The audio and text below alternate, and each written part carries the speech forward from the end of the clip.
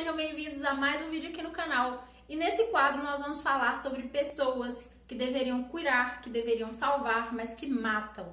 Aqui nós vamos contar histórias de serial killers ou de pessoas que assassinaram outras pessoas dentro da área da saúde. Então se você curte esse conteúdo, fica atento que vai ter um vídeo mais top do que o outro aqui no canal. Beleza? E para começar nós vamos contar a história dela, que foi considerada um anjo da morte, Daniela Poggiari. Daniela Poggiari nasceu no ano de 1970 no município de Lugo. Nas fontes de pesquisa não foi possível definir se ela nasceu na Itália ou na Espanha, porque existe esse município em ambos os países. Então nós vamos pesquisar e na edição eu coloco para vocês certinho, beleza? Atualmente ela tem 51 anos, mas não sabemos ao certo o dia de seu nascimento.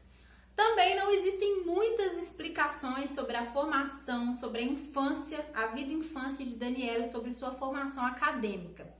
Por isso, para efeito desse vídeo, nós vamos considerar a história e vida de Daniela na época dos fatos. Fisicamente, Daniela era considerada uma mulher muito bonita, possuía traços marcantes, é uma mulher loira, de cabelos curtos, olhos castanhos, estatura mediana, e ela tinha também uma personalidade muito marcante, chamava bastante atenção.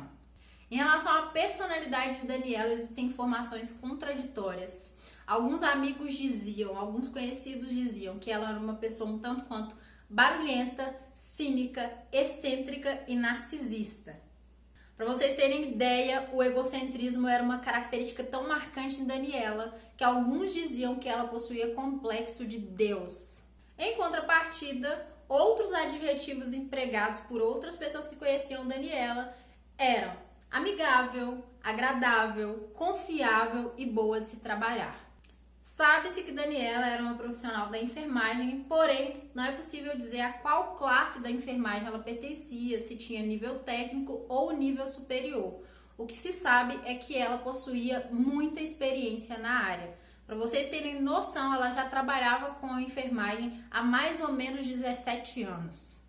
Na época dos acontecimentos, Daniela trabalhava no Hospital Rei Umberto I, localizado no centro-norte da Itália. Daniela ficou conhecida como Anjo da Morte após diversos assassinatos serem relacionados a ela no setor em que ela trabalhava. Para a gente entender melhor esse título, nós precisamos entender como se deram essas suspeitas. Bom, Daniela sempre foi uma pessoa muito falante, muito narcisista e isso por si só já chamava atenção.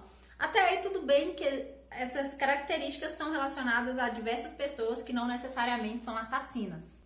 Porém, algumas das atitudes de Daniela começaram a chamar a atenção dos seus colegas. Dentre essas atitudes, alguns dos seus colegas de trabalho começaram a estranhar comentários que ela fazia sobre alguns pacientes. Por exemplo, quando havia um paciente mais questionador, mais difícil de lidar, ela dizia, abre aspas, me vê uma ampola de potássio que eu resolvo o problema rapidinho, fecha aspas, Jesus. Potássio, para quem não sabe, é uma droga tóxica utilizada especificamente para execução de sentença de morte. Porém, pessoal, o potássio também pode ser utilizado para outros fins terapêuticos, tudo com controle e prescrição médica. Quando alguém eventualmente questionava os comentários de Daniela, ela sempre saía da situação dizendo que era uma piada, desconversava e ficava por isso mesmo. Além desses comentários infelizes, os colegas de trabalho perceberam que Daniela também fazia chacota das dificuldades de outros profissionais. E posteriormente eles identificaram que ela administrava laxante a pacientes que não tinham necessidade de fazer uso desse tipo de medicamento, só para que outros colegas limpassem a sujeira. Esses fatos por si só já mostravam que Daniela era uma pessoa, no mínimo, estranha, com algum tipo de problema na sua sanidade. Porém, além disso, houve o fato de que objetos de profissionais da equipe começaram a sumir. Logo, os colegas de trabalho associaram os furtos a Daniela porque eles só aconteciam quando ela estava presente. Como se não bastasse tudo isso, a taxa de mortalidade do plantão noturno, período em que Daniela trabalhava, subiu exponencialmente. Para vocês terem ideia, essa taxa dobrou. E para a surpresa de muitos, Daniela era a profissional que estava presente em mais mortes no hospital. Enquanto os amigos, os colegas de trabalho estavam em cerca de 40 e poucas mortes, Daniela estava presente em 93 mortes. Há ainda relatos de que em um único único dia, 3 pacientes sob o cuidado de Daniela foram a óbito e de que nesse mesmo dia 2 ampolas de potássio sumiram misteriosamente, assim. Aí eu me pergunto, seria muita coincidência, meu Deus? Em relação às mortes, o que mais chamava atenção é que, embora elas ocorressem com pessoas idosas, muitas vezes esses idosos apresentavam-se bem de saúde. Eles iam ao hospital apenas realizar procedimentos simples, cirúrgicos ou não, e acabavam morrendo de forma inexplicável, com problemas cardíacos. Uma das informações mais aterrorizantes desse caso, eu sei, todas as outras foram, mas essa é uma das mais chocantes, e que fez com que ele ficasse conhecido amplamente, foi o fato de que Daniela tirava selfies, sorridente, posando, fazendo caretas, com pacientes em fase final de vida, pacientes agonizando e às vezes até com pacientes em óbitos, pacientes que tinham morrido. Agora, pessoal, vem a parte mais interessante dessa história. Quando a coordenação do hospital identificou a presença de Daniela nesses óbitos, a elevação da taxa de mortalidade no período em que ela trabalhava, os furtos relacionados a ela, as mudanças na sua personalidade, ela tomou uma atitude. A coordenação resolveu tomar uma atitude. E aí, você agora tem uma chance de descobrir qual foi essa atitude junto comigo. Alternativa A, eles demitiram Daniela. Alternativa B, eles solicitaram investigação policial. Alternativa C, eles colocaram câmeras para averiguar possíveis assassinatos na instituição. E a alternativa D, eles mantiveram Daniela no hospital. A escolha do hospital, ao meu ver, foi uma das mais descabidas que eu já vi na minha vida. Eles simplesmente transferiram Daniela do turno noturno para o diurno e adivinhem, as taxas de morte noturna diminuíram.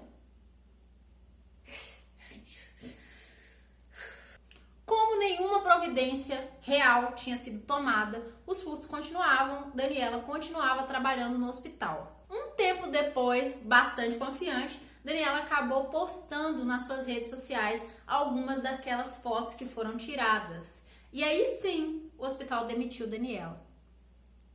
Matar a galera pode, agora postar a foto com o morto, aí já é demais. Aí já é too much, aí já é, putz, aí não dá. Após ser demitida, os roubos acabaram. Demitiu Daniela, os roubos acabaram. E quando isso aconteceu, o hospital falou, vamos chamar a polícia. O hospital, bastante inteligente. Quando a polícia finalmente confrontou Daniela, foi atrás dela em seu apartamento, Daniela teve uma reação serena, tranquila, não demonstrou nenhuma emoção e foi completamente colaborativa com os policiais, o que chamou bastante a atenção deles. Inclusive, existem fotos de Daniela sendo presa, algemada, acompanhada por policiais e sorrindo e acenando para as pessoas, como se estivesse adorando ser o centro das atenções. Aí você me pergunta, Flávio, mas e as mortes? Ninguém fez nada? Pois bem, aqui entra em ação uma família bastante importante, família da paciente chamada Rosa Calderoni, de 78 anos. O que acontece é que em 2014, Rosa deu entrada no hospital para fazer um tratamento simples. Ela era uma mulher de 78 anos que portava diabetes, uma doença que facilmente é controlada. E Rosa morreu inexplicavelmente de problemas cardíacos. Após sua morte, a família solicitou autópsia e na autópsia foi identificado a presença de cloreto de potássio no globo ocular de Rosa. Junto aos dados da autópsia de Rosa Calderoni, a filha da paciente relatou que a última profissional ao ter contato com ela, com sua mãe, foi Daniela. Inclusive, a filha de Rosa relatou que Daniela solicitou que ela a deixasse sozinha com a paciente para que ela realizasse um procedimento. Gente, não façam isso. Acompanhem seus familiares nos procedimentos, todos que forem possíveis. Por favor. Com todas essas informações, haviam mais de 100 mortes tendo Daniela como suspeita. Então, Daniela foi finalmente condenada à prisão perpétua. Porém, em 2016, a perícia concluiu que devido às condições clínicas prévias de Rosa, eu não sei dizer se ela tinha ou não algum distúrbio cardíaco, mas foi concluído que não era possível atribuir sua morte ao envenenamento com 100% de certeza. Com isso, em 2017, Daniela fez a sua apelação e ela foi inocentada e liberada imediatamente, tipo, solta agora. Sobre o julgamento de Daniela, o que pode ser levantado é que o posicionamento da promotoria e seus argumentos foram bastante frágeis e facilmente rebatidos pela defesa. O que aconteceu foi que a filha de Rosa relatou que o contato de Daniela com sua mãe ocorreu mais ou menos 1 hora antes da morte da paciente. A defesa utilizou essa informação dizendo que se Daniela tivesse de fato injetado potássio em Rosa, ela teria morrido instantaneamente, na hora, e não 1 hora depois. A acusação rebateu de forma mais frágil ainda, dizendo que a ação do medicamento foi lenta porque Daniela injetou no pé da paciente. Oh my God! Para vocês terem noção, uma ampola de 20 ml de potássio, se injetada no sistema venoso, no sistema circulatório de um paciente, leva à morte instantânea. Na hora, morreu, bateu, valeu. Porém, não é possível saber ao certo como foi a administração desse medicamento. A gente não consegue saber se a paciente Rosa estava em uso de algum tipo de soro. A gente não consegue dizer como de fato isso aconteceu. O que a gente sabe é que quando há essa administração direta em bolos na veia, a morte é instantânea. Porém, quando a gente dilui um medicamento, ele demora mais, obviamente, para ser infundido completamente na corrente sanguínea de um ser humano. Logo, poderia demorar um tempo maior para ter sua ação completada. Outro fator que poderia indicar culpa de Daniela é que dentro do quarto onde Rosa estava internada, foi encontrado um extensor utilizado para administrar a medicação com resquícios de potássio. Logo, havia sido feito uso do potássio em alguma situação naquele quarto. Enfim, pessoal, no ano de 2017, ao ser inocentada, Daniela estava sendo investigada por 38 mortes, contando a morte de Rosa, e ao ser libertada, ela disse, abre aspas, me descreveram como alguém que eu não sou e agora eu posso seguir minha vida, fecha aspas. No ano de 2019, teve uma revisão sentencial do caso de Daniela, e a informação mais recente que eu tenho é que ela foi condenada a 30 anos de reclusão devido à morte de Rosa e de outro paciente. As demais mortes precisam ser investigadas de uma forma mais crítica, firme e imponente. Minha análise pessoal do caso é que houveram uma sucessão de erros, tanto por parte do hospital, então nesse caso o hospital quando identificou todas essas questões relacionadas a Daniela, para mim deveria ter feito o afastamento ou uma investigação maior do caso, tendo em vista que o objetivo do hospital, de uma rede de cuidado, é completamente contrário a esse tipo de dano causado. E o judicial também cometeu erros por ser tão frágil, a promotoria agir de forma tão frágil nesse caso. E embora a gente tenha conseguido aí uma condenação, graças a Deus, ela foi inocentada, né, mediante a essa situação toda. Mas e aí, pessoal, o que vocês acharam do caso? Vocês acham que Daniela é inocente, que Daniela é culpada, que não é possível? Pra mim não tem como ela ser inocente desses casos, mediante a tudo que foi apresentado, eu não vejo essa possibilidade. Se você curtiu o vídeo, se você gostou, dá joinha, compartilha com alguém que você acha que ia achar interessante esse caso.